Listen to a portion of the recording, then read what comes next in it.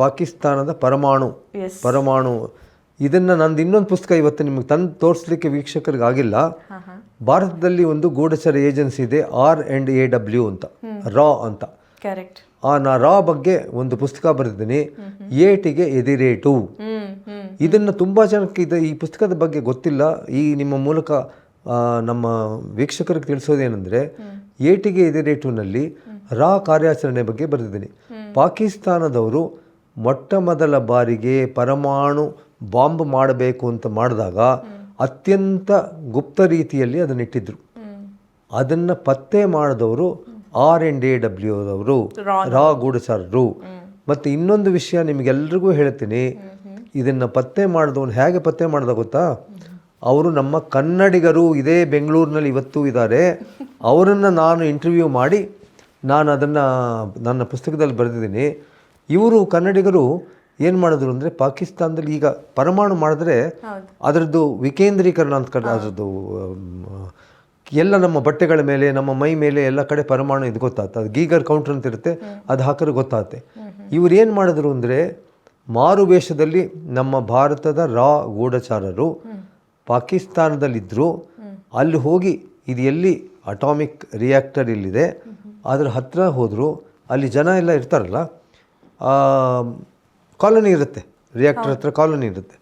ಆ ಕಾಲೋನಿಗೆ ಹೋದರು.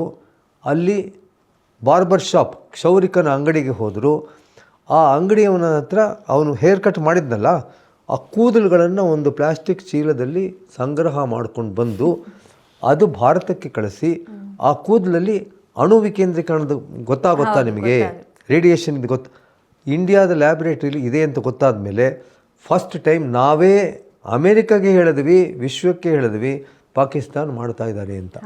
ನಮ್ಮ ಭಾರತ ಮಾಡಿದ್ದು ಯಾರಿಗೂ ಗೊತ್ತೇ ಆಗಿರಲಿಲ್ಲ. ಪಾಕಿಸ್ತಾನ ಮಾಡಿದ್ದು ಫಸ್ಟ್ ನಾವು ಕಂಡು, ಅಮೇರಿಕಕ್ಕೆ ಗೊತ್ತಿರಲಿಲ್ಲ. ಬೈದಿವೆ ಒಸಾಮಾ ಬಿನ್ ಲಾದೆನ್ ಎಲ್ಲಿ ಇದ್ದಾನೆ ಅನ್ನೋದನ್ನು ಕೂಡ ನಮ್ಮ ರಾ ಗೂಢಚಾರರು ಅಮೇರಿಕದ CIA ಹೇಳಿದ್ರು. ಅದನ್ನು ನಾನು ಇನ್ನೊಂದು ಪುಸ್ತಕ ಬರೆದಿದ್ದೀನಿ, ಭಾಳ ರೋಚಕವಾಗಿದೆ. ಅದು ಆಪರೇಷನ್ ತ್ರಿಶೂಲ ಅಂತ, ಅದರಲ್ಲಿ ರಾದ ಬರೆದಿದ್ದೀನಿ. ಇದು ಏಟಿಗೆ ಎದಿರೇಟು ಅಂದರೆ ಪಾಕಿಸ್ತಾನದ ISI ನಮಗೆ ಯಾವ ರೀತಿ ಏಟು ಕೊಡ್ತಾ ಇದೆ, ಅದೇ ರೀತಿ ನಾವು ಯಾವ ರೀತಿ ಏಟು ಕೊಡ್ತಾ ಇದ್ದೀವಿ. ಅದು ನಿಮ್ಮ ಹತ್ರ ಒಂದು ಪುಸ್ತಕ ಇದೆ ನೋಡಿ ಸಭಾ ಅವರೇ, ಪಾಕಿಸ್ತಾನದ ISI. ಇದನ್ನು ನೀವು ಓದಲೇಬೇಕು.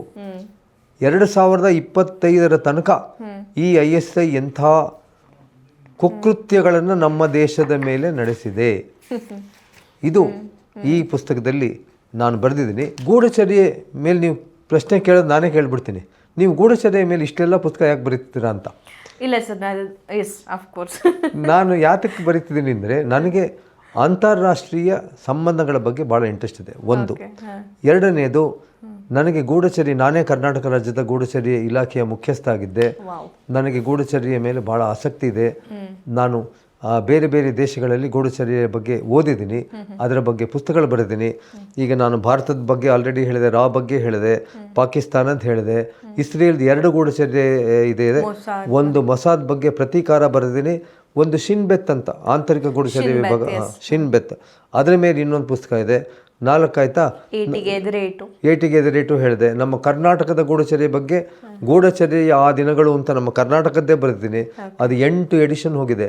One of the most popular book. ಪ್ರತೀಕಾರ 2ನೇ ಪಾಪ್ಯುಲರ್ ಬುಕ್. ಹೀಗೆ ಗೂಢಚರ್ಯೆಯ ಮೇಲೆ ನಾನು ಭಾಳ ಪುಸ್ತಕಗಳು ಬರೆದಿದ್ದೀನಿ. ಇದು ಯಾಕೆ ಅಂದರೆ, ಗೂಢಚರ್ಯೆ ಈಗಾಗಲೇ ನಾನು ಹೇಳಿದಂಗೆ ಮೊಸಾದ್ ಇರಾನ್ನಲ್ಲಿ ಅಣುಬಾಂಬ್ ಹೇಗೆ ಮಾಡ್ತಾರೆ ಅನ್ನೋದ್ರ ಬಗ್ಗೆ ಮಾಹಿತಿ ಹೇಗೆ ಸಂಗ್ರಹ ಮಾಡ್ತು, ಆ ರೀತಿ ಅಂತಾರಾಷ್ಟ್ರೀಯ ವಿದ್ಯಮಾನಗಳು ರಿಲೇಷನ್ಗೆ ಬಹಳ ಮುಖ್ಯವಾಗಿ ಬೇಕಾದ್ದು ಗೂಢಚರ್ಯೆಯ ದಳ. ಅಲ್ಲಿ ಏನಾಗ್ತಿದೆ ಏನಾಗ್ತಿಲ್ಲ ಅಂತ ನಾವು ತಿಳ್ಕೊಂಬಂದು ಕೊಟ್ಟರೆ ಆವಾಗ ಸರ್ಕಾರಗಳು ತೀರ್ಮಾನ ತಗೋಬೋದು. ಸರಿ, ಬೆಂಗಳೂರಲ್ಲಿ ಇದ್ದಾರೆ, ರಾ ಅಲ್ಲಿ ಕೆಲಸ ಮಾಡಿದಂಥವ್ರು, ಅವ್ರನ್ನ ನೀವು ಇಂಟರ್ವ್ಯೂ ಮಾಡಿದ್ರಿ ಅಂತ ಅಂದ್ರಿ.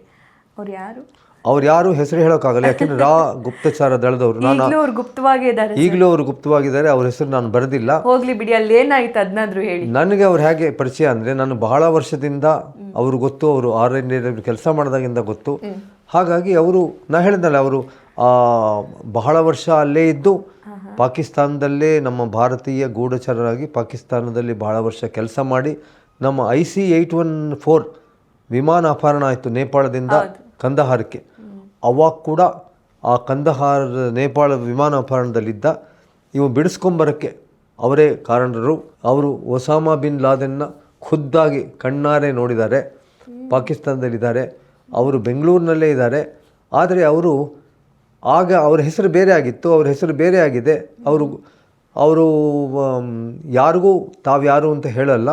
ನಮ್ಮಂಥ ಕೆಲವರು ಗೊತ್ತಿದೆ. ನನಗೆ ಒಂದು ಪುಣ್ಯ ಅವ್ರ ಮೊದಲು ಪರಿಚಯ ಇದ್ದರು, ಹೀಗಾಗಿ ಅವ್ರು ಹೇಳಿದ್ರು. ಅದರ್ವೈಸ್ ಅವರು